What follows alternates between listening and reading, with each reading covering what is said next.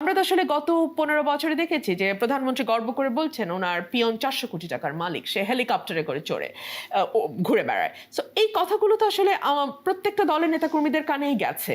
হ্যাঁ, এবং তারা মনে করেছে আচ্ছা ক্ষমতার কাছে গেলে বুঝি এগুলো সব যায়, যেগুলো সব করা যায়।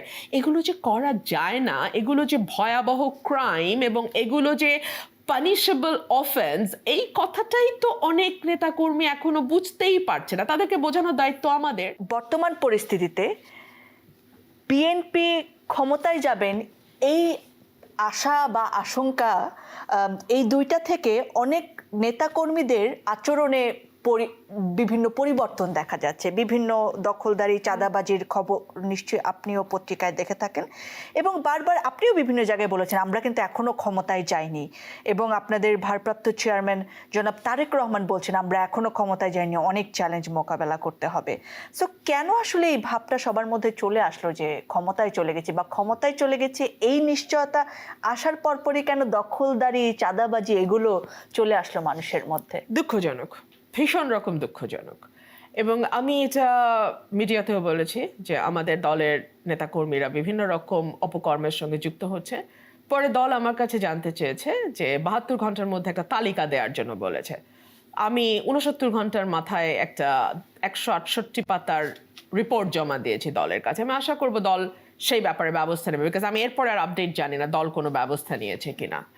আর দুই হচ্ছে নেতাকর্মীদের একটা পলিটিক্যাল সংস্কৃতির মধ্যে দিয়ে তারা আসলে রাজনৈতিক দলের সঙ্গে যুক্ত হয়েছে। সেই পলিটিক্যাল সংস্কৃতিটা হচ্ছে এরকম, আপনার কোনো মেধা থাকবার প্রয়োজন নেই, আপনার কোনো যোগ্যতা থাকবার প্রয়োজন নেই, আপনার কোনো পলিটিক্সে কোনো কিছু কন্ট্রিবিউট করার যেই ক্যাপাসিটি সেটারও প্রয়োজন নেই। RICL TMX, যুগের পর যুগ স্থাপনা থাকে মজবুত।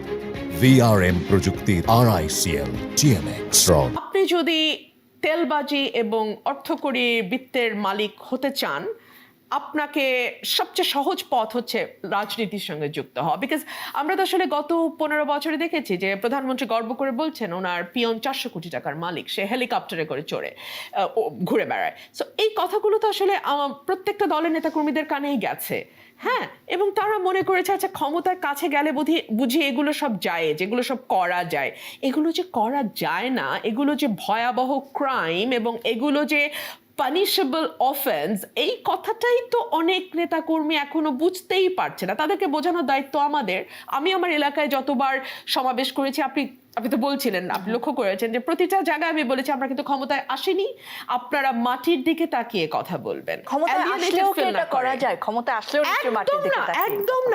একদম না দীপ্তি। এবং আমাদের অ্যাক্টিং চেয়ারম্যান তো বলেছেন, বিএনপির অ্যাক্টিং চেয়ারম্যান, যে কেউ যদি করে তার বিরুদ্ধে দলীয় ব্যবস্থা নেওয়া হবে এবং নেওয়া হয়েছেও। সো আইনগত ব্যবস্থা নেওয়ার দায়িত্ব তো এখন বর্তমান সরকারের। আমি যদি সরকারকে প্রশ্ন করি দীপ্তি, যে এই যে এত খবর মিডিয়াও বলছে, আপনারাও আমাকে প্রশ্ন করছেন, সরকার কেন আইনগত ব্যবস্থা নিচ্ছে না, এই প্রশ্নটা তো আমি সরকারকে করতেই পারি, তাই না? অ্যাবসলিউটলি।